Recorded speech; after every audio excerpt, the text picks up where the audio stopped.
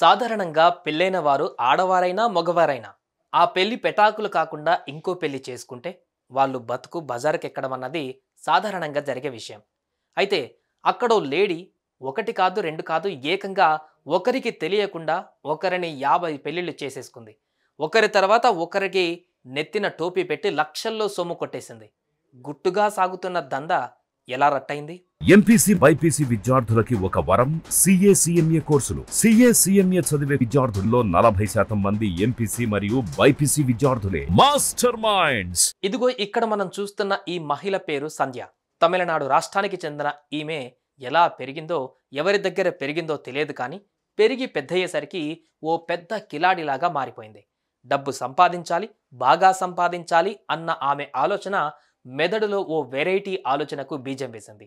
ఆ క్రమంలో కొన్నేళ్ల కిందట ప్రేమ పేరుతో ఎవరికో ఒలవేసింది. ఏంచక్క అతడిని పెళ్లాడేసింది. కొద్ది రోజులు కాపురం చేసేసింది. ఆ తర్వాత తన అసలు ప్లాన్ అమల్లోకి తెచ్చేసింది. ఆ భర్తను చక్కగా నమ్మించి ఓ మంచి రోజు చూసుకొని ఇంట్లో ఉండే నగలు సొమ్ము మూటగట్టేసుకొని ఆ ఇంటి నుంచి బయటపడిపోయింది. ఆ మొగుడికి కనపడనంత దూరంగా వెళ్ళిపోయింది.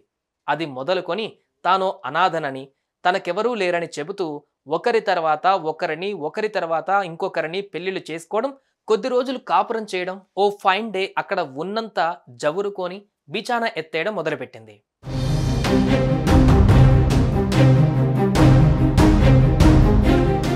కొద్ది రోజుల తర్వాత అమాయక మొగుళ్ళు దొరకడం తగ్గిపోయింది.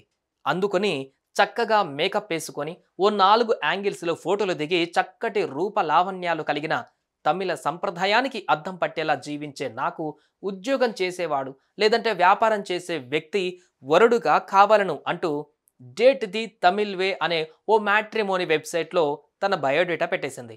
ఆమె ట్రిక్ చక్కగా ఫలించింది. ఆమె ఇచ్చిన ఫోన్ నెంబర్లకు పెద్ద సంఖ్యలో కాల్స్ వచ్చాయి. ఆ నెంబర్లన్నీ ఓ బుక్లో రాసేసుకుంది.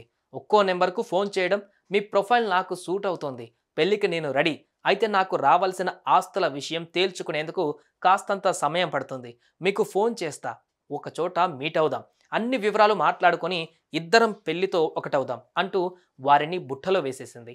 ఆ క్రమంలో వరుసగా పెళ్లిళ్ళు చేసుకోవడం, ఓ 10 రోజులు కాపురం చేయడం, డబ్బు నగలు తీసుకొని చెక్కేయడం దిగ్విజయంగా కొనసాగించింది.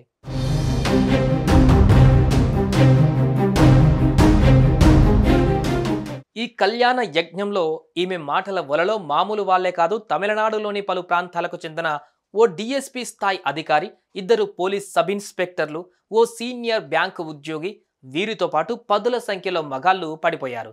నెత్తిన టోపీ పెట్టించుకొని బయటకు చెబితే పరువు పోతుందన్న బాధతో కేసులు కూడా పెట్టకుండా మిన్నకుండిపోయారు. ఈ పరిస్థితే ఈ సందేమ్మ పాలిట వరమైంది. తరచూ ఫోన్ నెంబర్లు మార్చేయడం, వెబ్సైట్లో ఆ నెంబర్లు అప్లోడ్ చేయడం, ఇంటి పేరు మార్చేయడం, కాస్తంత మేకప్ చేంజ్ చేసుకొని కొత్త ప్రొఫైల్ పెట్టేయడం చాలా చాకచక్యంగా కొనసాగింది. ఈ క్రమంలో 49 పెళ్లిళ్లు దిగ్విజయంగా పూర్తి చేసుకుంది.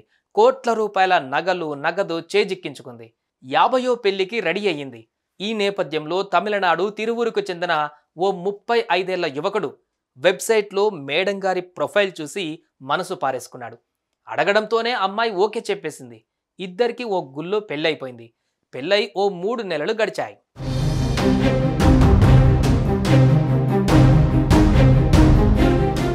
అనుకోకుండా సంధ్య ఆధార్ కార్డు ఓ రోజు ఆ యువకుడి కంటపడింది. దాంట్లో భర్త పేరు తనది కాకుండా వేరేది ఉండడం చూసి తనకి అనుమానం వచ్చింది. అందుకు ఆమె చెప్పిన సమాధానం సందేహం రేకెత్తించింది. నిజం చెప్పు, నాతో నీకు ఇది మొదటి పెళ్ళేనా అంటూ నిలదీశాడు. దీంతో సంధ్య ప్లేటు ఫిరాయించింది. ఇలాంటి ప్రశ్నలు వేస్తే మర్డర్ చేయిస్తా అంటూ వార్నింగ్ ఇచ్చింది. అందరిలా సర్దుకొని పోయేందుకు ఇష్టపడని ఆ కుర్రాడు నేరుగా పోలీస్ స్టేషన్కి వెళ్ళాడు. రిపోర్ట్ ఇచ్చాడు. సంధ్యను స్టేషన్కు తీసుకువచ్చారు. తమ స్టైల్లో విచారించేసరికి కొన్నేళ్లుగా తాను చేసుకున్న పెళ్లిళ్ళు, చేసిన మోసాలు పూసగుచ్చినట్లు చెప్పేసింది. అరెస్ట్ అయిపోయింది.